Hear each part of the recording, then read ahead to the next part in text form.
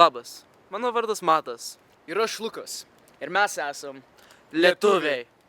Lietuva turi daug sportų, bet krepšinis yra vienas iš mėgstamiausių.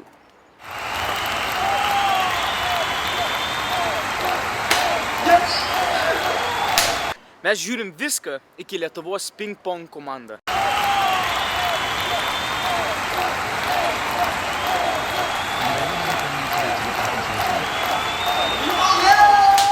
Mes nežiūrim tik sportus, bet ir mes dalyvaujam tautinių šokių grupėj Spindulys. Tik praeitais metais mes šokom Lietuvoje dėl šokių šventės.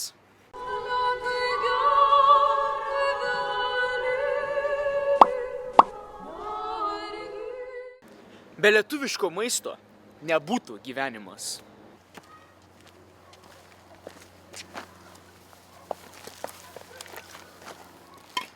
Nori duonos?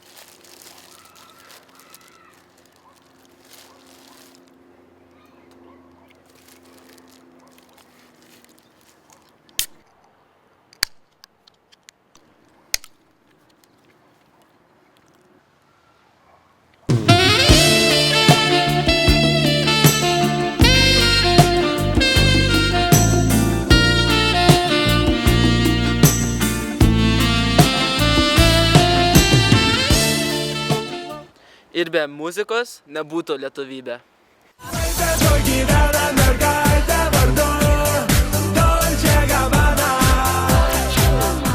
Nebūtų tokius gražius dainos, jeigu nebūtų lietuvių kalba.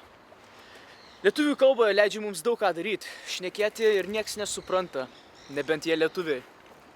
Jeigu nori pilno savaitgalio lietuvybės, prašom ateikite į Lietuvių dienos. Pirmą savaitgalį spalio mėnesį. Ačiū. Mes ateinam garsiai kaip atominė bomba.